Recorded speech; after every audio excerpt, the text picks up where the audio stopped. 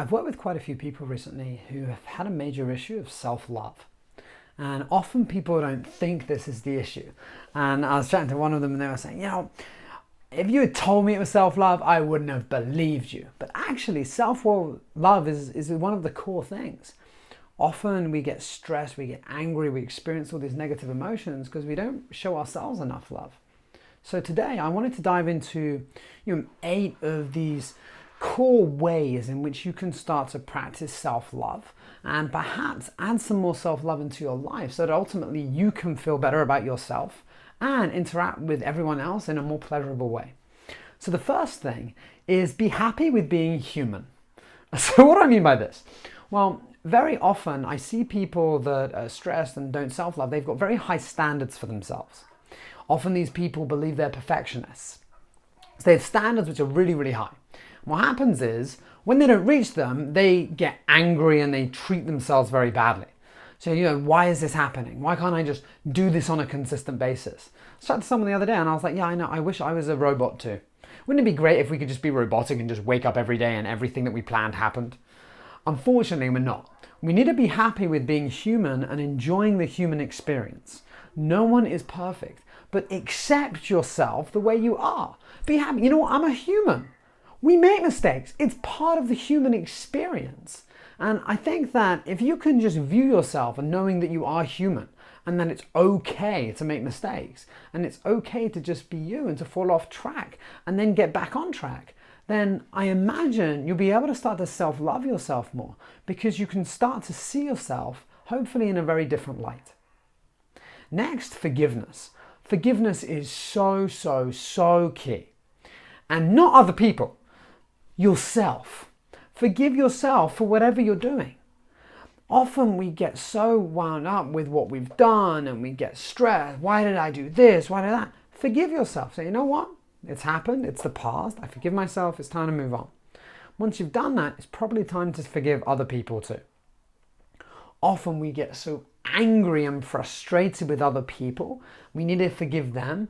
However, often that frustration is really with ourselves that we've allowed something to happen, be it a relationship, be it work, be it some sort of friendship, and it's gone downhill and then we get really angry with someone else when the reality is we should probably start self-loving ourselves even more and forgiving ourselves.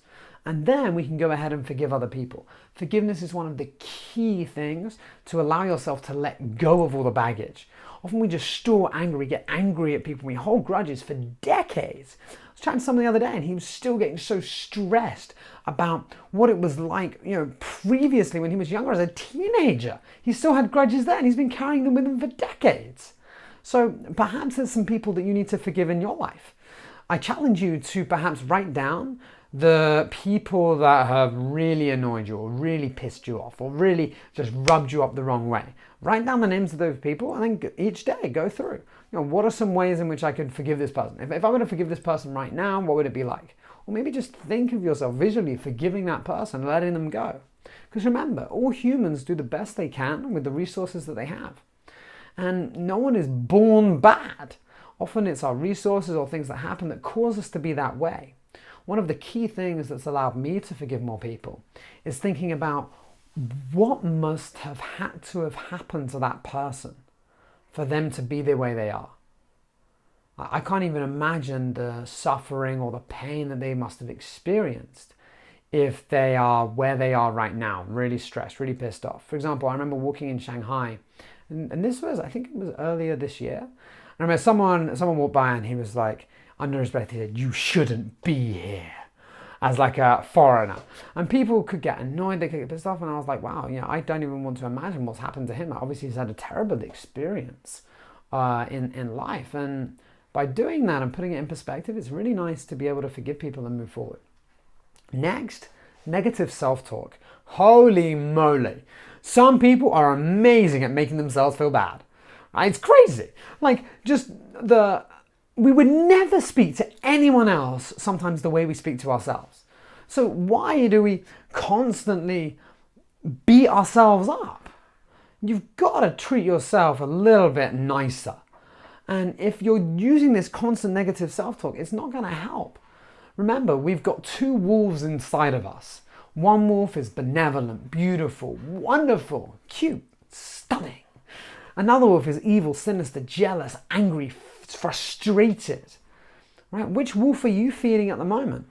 My guess is you probably got this angry wolf and you are feeding him spoonfuls of stuff. You're getting angry, you're getting stressed out.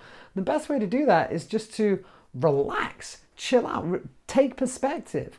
And by allowing yourself to start to see the silver lining, choosing to focus on the positive as opposed to the negative. I'm not saying you need positive self-talk like, oh, this is great. What I'm saying is choose to associate different meanings. We're a meaning-making machine, and often everything in life is the meaning that we give it. So maybe at the moment there's some disempowering meanings you're even giving to yourself that's causing you to act in a negative way. Something to think about. All right, number 4. Wow, this is a great one. Disempowering story. What do I mean by a disempowering story? Well, I often work with people who will repeat the same story to themselves.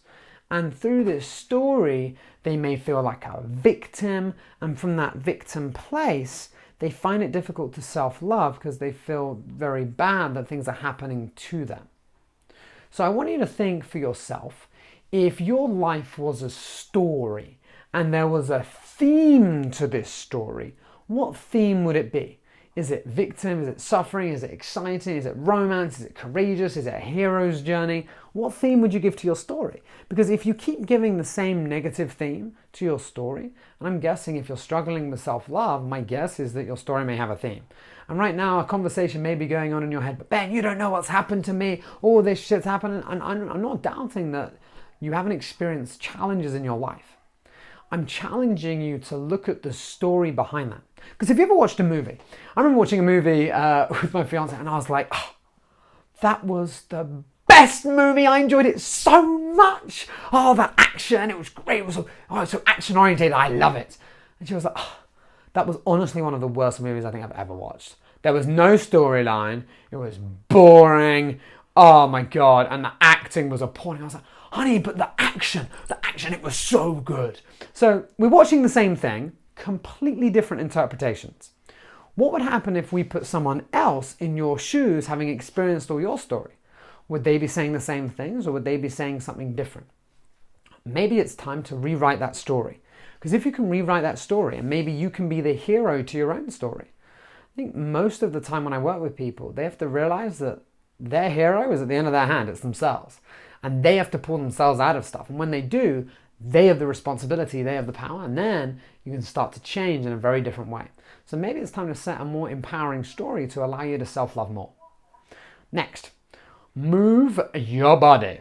Often, when we get down on ourselves and negative, we're sitting down in the same place feeling like poo, that terrible, awful. And instead, I want to challenge you to do something different.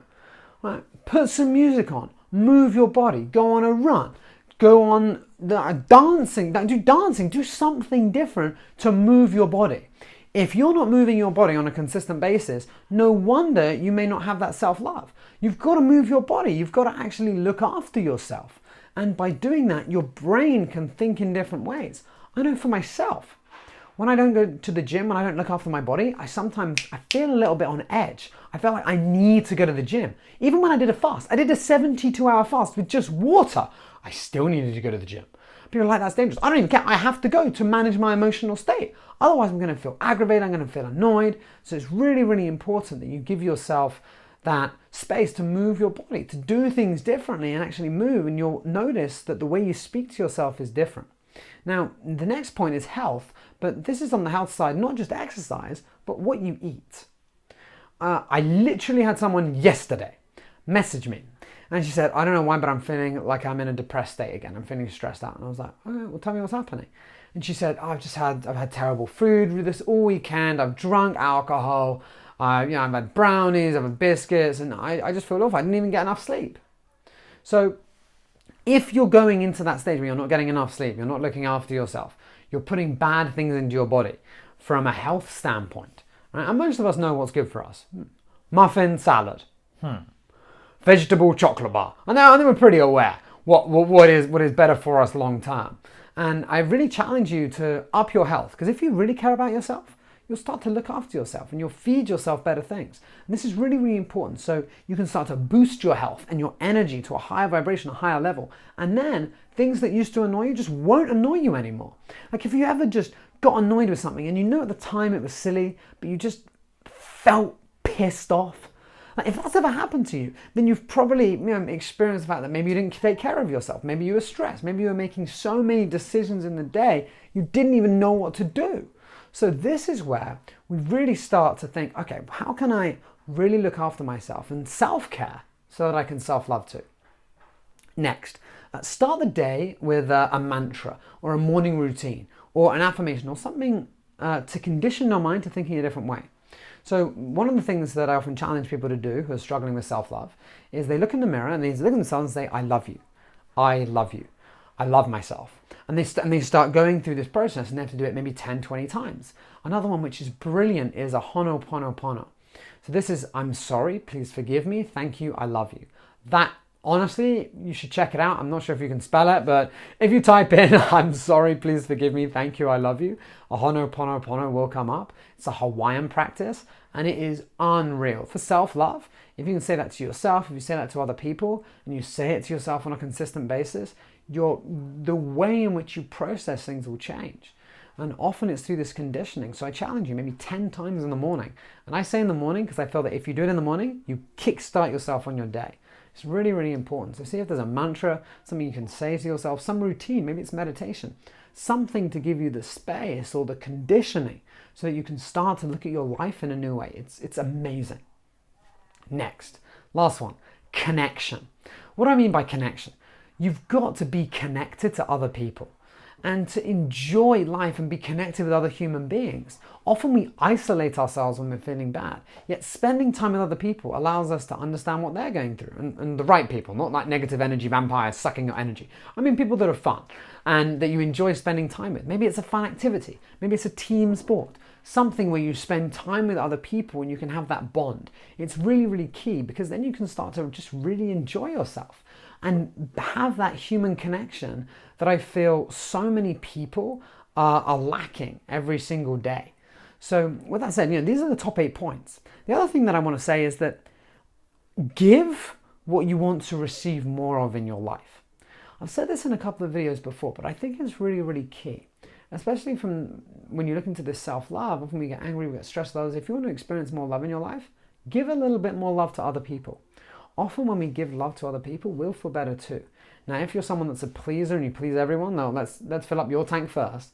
But ultimately, we really want to be able to look after you. And remember, it's small habits each day that can build this up. And there's no other time than now. So I challenge you after this video to look at some of these points, actually implement them, and see how they change your life and how you can start to self-love more. Thank you for listening, and I look forward to hearing from you very soon about how your self-love is increasing and you're feeling incredible. I'll speak to you soon.